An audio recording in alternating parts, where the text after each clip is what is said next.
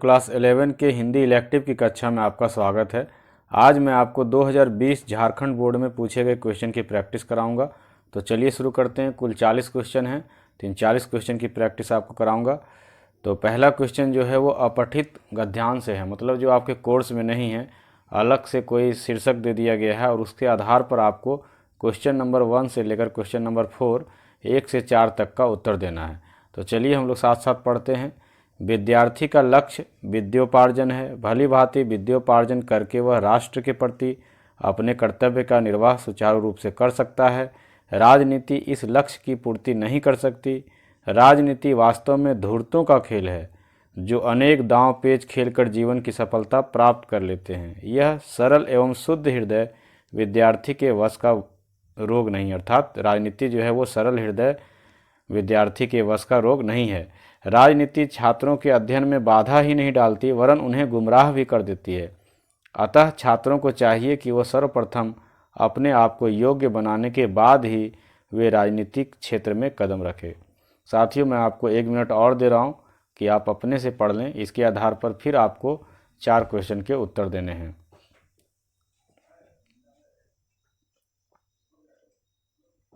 तो चलिए हम लोग आगे बढ़ते हैं।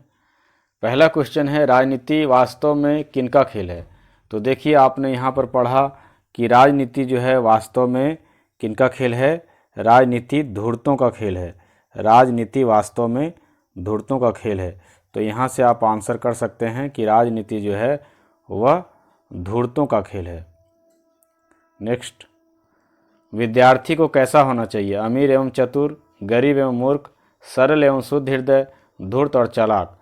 तो साथियों, विद्यार्थियों को कैसा होना चाहिए, आपने पैराग्राफ में पढ़ा, अपठित गद्यांश में पढ़ा।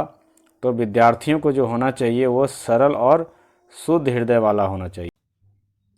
क्वेश्चन नंबर 3, राजनीति छात्रों को क्या करती है। गुमराह, सम्मानित, आत्मनिर्भर या अमीर। तो हम लोगों ने अनुच्छेद में देखा कि राजनीति छात्रों को गुमराह करती है, तो हमारा उत्तर होगा गुमराह। छात्रों को राजनीतिक क्षेत्र में कब कदम रखना चाहिए। उच्च शिक्षा हासिल करने के बाद, अपने को योग्य बनाने के बाद, अत्यधिक धन हासिल करने के बाद या अपना लक्ष्य हासिल करने के बाद। साथ ही चारों ऑप्शन सही लग रहे हैं, लेकिन आपको जो आंसर देना है वह जो अनुच्छेद आपको दिया गया है उसके आधार पर देना है। तो यहाँ पर पैराग्राफ में दिया गया है कि छात्रों को राजनीति में अपने को योग्य बनाने के बाद ही कदम रखना चाहिए। तो हमारा ऑप्शन ख जो है, विकल्प ख, वो सही होगा। अब नेक्स्ट क्वेश्चन हम लोग देखते हैं। अगला क्वेश्चन देखते हैं। यह भी पदांश को पढ़ करके एक कविता का लाइन दिया हुआ है, उसको देख करके आपको देना है। मिट्टी में रोटी उगी है, मिट्टी में से कपड़ा, मिट्टी में संकल्प उठे हैं, मिट्टी से मानवता, मिट्टी है निर्माण तरनी, मिट्टी है बलशाली, मिट्टी शीश चढ़ाओ, मिट्टी से बलिदान उठेंगे, मिट्टी से हरियाते, मिट्टी से ईमान उठेंगे। साथियों, अच्छा से पढ़ लीजिए, इसको 2-3 बार आप देख लीजिए। मिट्टी में रोटी उगी अर्थात फसल उगता है, मिट्टी में से कपड़ा, कपास वगैरह भी मिट्टी में ही उगता है, खेत में ही उगते हैं। मिट्टी में संकल्प उठे हैं, और जो संकल्पवान लोग होते हैं वो इसी धरती पर पैदा होते हैं। मिट्टी में मानवता और ह्यूमैनिटी भी, मानवता भी इसी धरती पे पैदा होती है। मिट्टी है निर्माण तरनी, मतलब तरनी मतलब भूमि, मिट्टी जो है वो निर्माण की भूमि है। मिट्टी है बलशाली, मिट्टी बहुत बलशाली है। मिट्टी शीश चढ़ाओ, इस मिट्टी को अपने माथे पे लगाओ। मिट्टी से बलिदान उठेंगे, बलिदानी लोग जो है इसी धरती पर पैदा होते हैं। मिट्टी से हरियाते, हरियाते मतलब हरियाली, मिट्टी से ईमान उठेंगे। अब इसके आधार पर आपको क्वेश्चन नंबर 5 से लेकर 8 तक का उत्तर देना है। तो चलिए देखते हैं। संकल्प का यहाँ क्या आशय है, संकल्प का यहाँ पर क्या अर्थ है। मित्रता, देश, प्रतिज्ञा या अपनापन। तो साथियों, संकल्प का यहाँ पर आशय है प्रतिज्ञा। क्वेश्चन नंबर 6, तरनी शब्द का क्या अर्थ है। धरती, जल, धन या वस्त्र। तो तरनी शब्द का जो अर्थ है यहाँ पर वह है धरती। क्वेश्चन नंबर 7 देखते हैं।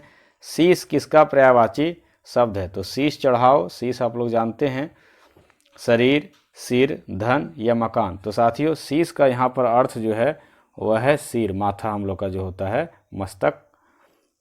पद्यांश का उचित शीर्षक बताइए। मिट्टी और मानवता, मिट्टी और देश, शक्तिशाली, फसल। तो साथियों फसल और शक्तिशाली तो बिल्कुल नहीं होगा। अब मिट्टी और मानवता होगा या मिट्टी या देश, तो आप देखिए जरा कविता को फिर से देखिए कि क्या होना चाहिए। मिट्टी में रोटी उगी है, मिट्टी में से कपड़ा, मिट्टी में संकल्प उठे हैं, मिट्टी में मानवता। तो देखिए मिट्टी और मानवता शब्द आ रहा है, तो ज़्यादा उपयुक्त जो हमारा ऑप्शन, जो हमारा विकल्प क लग रहा है वो ज़्यादा उचित लग रहा है, तो हमारा उत्तर होगा मिट्टी और मानवता। क्वेश्चन नंबर 9 देखिए, समाचार के मुख्य तत्व हैं। समाचार कैसे होने चाहिए? समाचार में क्या होना चाहिए? नवीनता और निकटता, तीव्रता, सूक्ष्मता या सरलता। तो साथियों ये सारी चीज़ें समाचार में होना चाहिए, मगर ज़्यादा उपयुक्त उत्तर जो है वह होगा नवीनता और निकटता। क्वेश्चन नंबर 10, टेलीविज़न किस प्रकार का माध्यम है? मुद्रित माध्यम, मुद्रित मतलब लिखा हुआ। दृश्य श्रव्य माध्यम, दृश्य मतलब देखने लायक, श्रव्य मतलब सुनने लायक माध्यम। ग मुद्रित और श्रव्य माध्यम मतलब लिखा हुआ और सुनने लायक, या श्रव्य माध्यम केवल सुनने लायक। तो साथियों आप लोग जानते हैं कि टेलीविज़न जो है एक प्रकार का दृश्य श्रव्य माध्यम है, ऑडियो विजुअल माध्यम है। यह दिखाई भी पड़ता है और सुना भी पड़ता है, तो हमारा ऑप्शन ख जो है वो ज़्यादा सही है। क्वेश्चन नंबर 11, प्रिंट माध्यम है। प्रिंट माध्यम कौन है? नाटक एवं पात्र, रंगमंच, समाचार पत्र एवं पत्रिका या रेडियो। तो प्रिंट माध्यम जो है वो समाचार पत्र और पत्रिका है। अगला क्वेश्चन देखते हैं, पत्रकारीय लेखन का संबंध है वास्तविक घटनाओं और समस्याओं या मुद्दों से, फिल्मी घटनाओं और कलाकारों से, साहित्यिक जीवन एवं साहित्यकारों से, या राजनीति और न्यायपालिका से। तो साथियों पत्रकारीय लेखन का संबंध जो है वह वास्तविक घटना और समस्याओं या मुद्दों से है। क्वेश्चन नंबर 13 को देखते हैं, समाचार की भाषा शैली होनी चाहिए, कैसी होनी चाहिए? जटिल एवं घुमावदार, सरल स्पष्ट एवं रोचक, संगीतात्मक, रोचक किंतु जटिल। तो यहाँ जो सबसे उपयुक्त उत्तर, जो सबसे सटीक उत्तर दिख रहा है वह दिख रहा है सरल स्पष्ट और रोचक। समाचार को सरल स्पष्ट और रोचक होना चाहिए। क्वेश्चन नंबर 14, ऐसे पत्र जो माता पिता, भाई बहन अथवा किसी प्रियजन को लिखा जाता है कहलाता है। जो अपने लोगों को लिखा जाता है वो कैसा पत्र कहलाता है? व्यक्तिगत पत्र, सामाजिक पत्र, सरकारी पत्र, या इनमें से कोई नहीं। तो साथियों इस प्रकार का पत्र जो है वह व्यक्तिगत पत्र कहलाता है, जो हम अपने रिश्तेदारों को, मित्रों को लिखते हैं। क्वेश्चन नंबर 15, श्रव्य माध्यम है। श्रव्य माध्यम मतलब सुनने लायक माध्यम कौन है? समाचार पत्र, रेडियो और टेलीफोन, कहानी या उपन्यास। तो श्रव्य का अर्थ अगर आप जानते हैं तो आसानी से इसका उत्तर दे दीजिएगा। रेडियो और टेलीफोन को हम लोग सुनते हैं। क्वेश्चन नंबर 16 से 18 का उत्तर इस कविता को पढ़कर देना है। निम्नलिखित काव्यांश को पढ़कर पूछे गए प्रश्न 16 से 18 का उत्तर दें। तुंग हिमालय के कंधों पर छोटी बड़ी कई झीलें हैं, उनके श्यामल नील सलील में समतल देशों में से आकर पावस की उमस से आकुल तिक्त मधुर विसंत तु खोजते, हंसों को तिरते देखा है, बादल को घिरते देखा है। फिर से एक बार पढ़ते हैं। तुंग हिमालय के कंधों पर छोटी बड़ी कई झीलें हैं, उनके श्यामल नील सलील में समतल देशों से आकर पावस की उमस से आकुल तिक्त मधुर विसंत तु खोजते, हंसों को तिरते देखा है, बादल को घिरते देखा है। अब चलिए हम लोग क्वेश्चन नंबर 16 से 18 तक का उत्तर देते हैं। इसके आधार पर काव्यांश किस कविता से ली गई है? तो ये आपके पाठ्य पुस्तक से ली गई है, तो आपको ये पंक्ति देख करके ही पता चल जाना चाहिए कि ये किस कविता का है।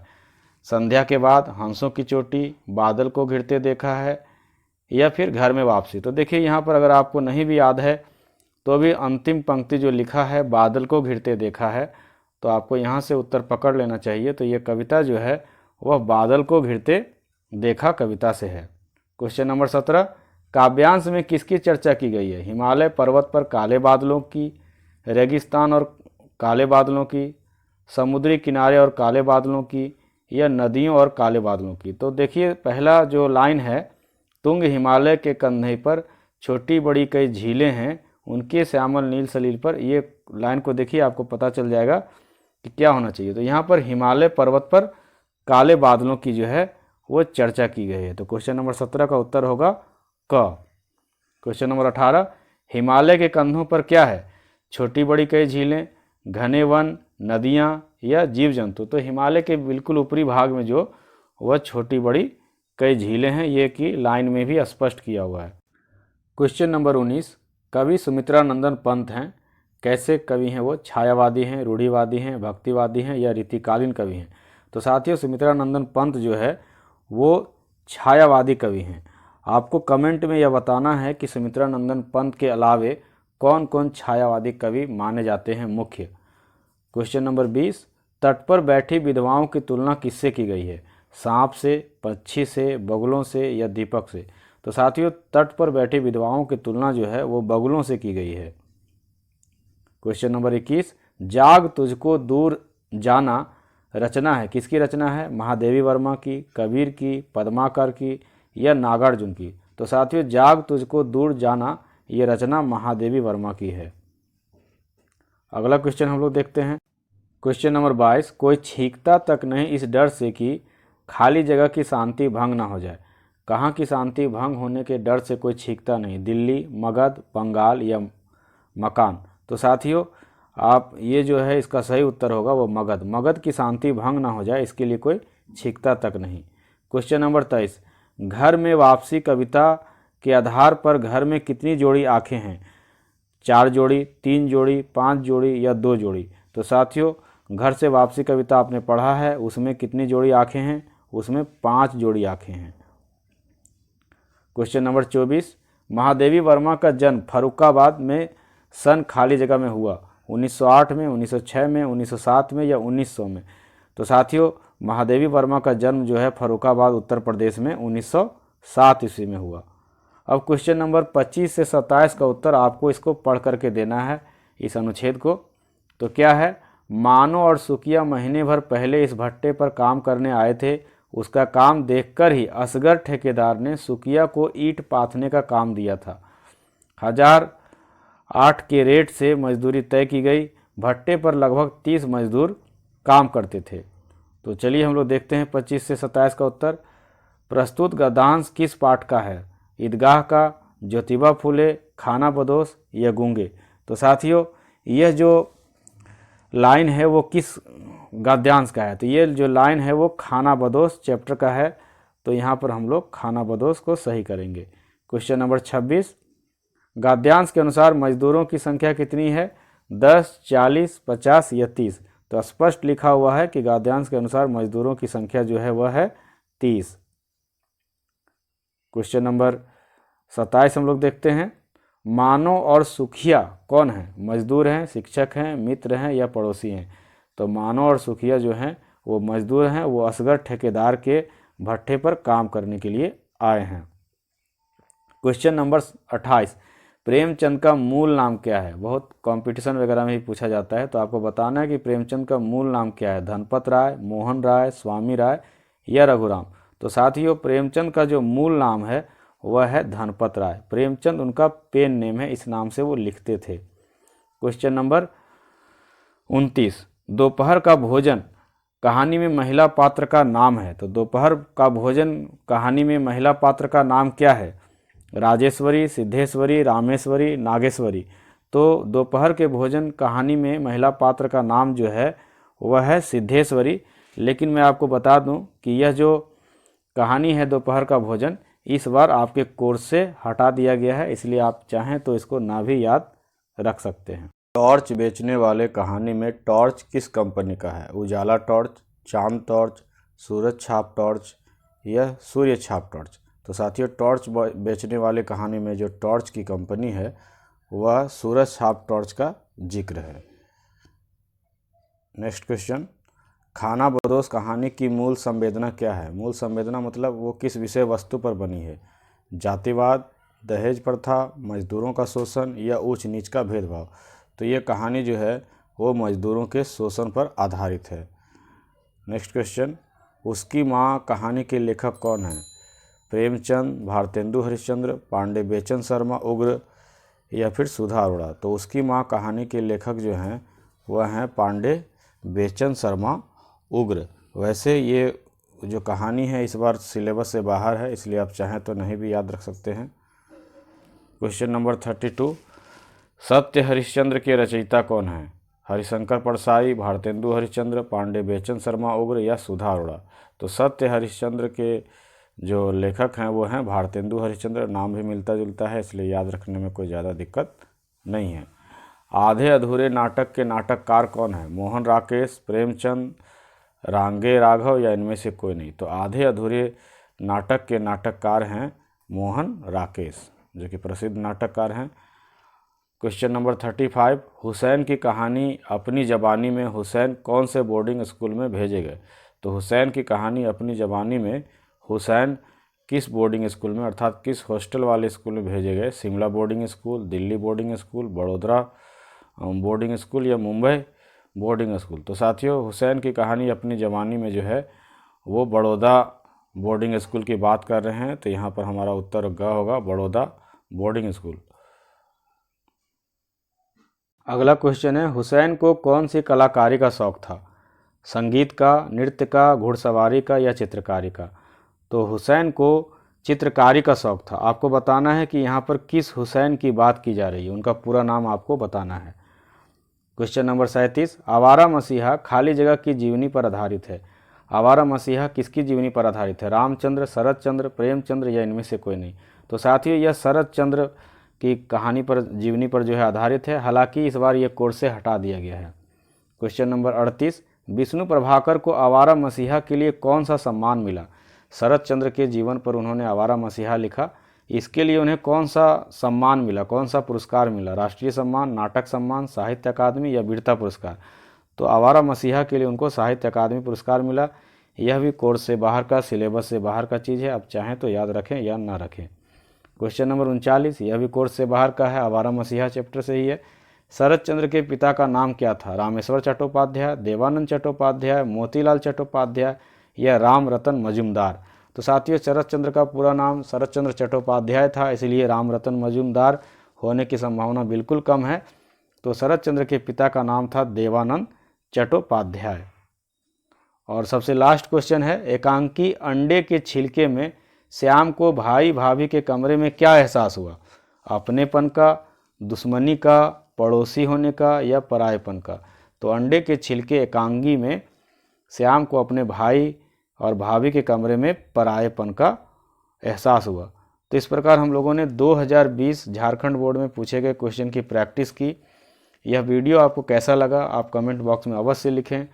अगर अच्छा लगा हो तो अपने 11 के साथियों में इसे शेयर करें और अपनी प्रतिक्रिया देने से नहीं चूकें। तो मिलते हैं इसी प्रकार के अगले वीडियो में, तब तक के लिए जय हिंद, जय भारत।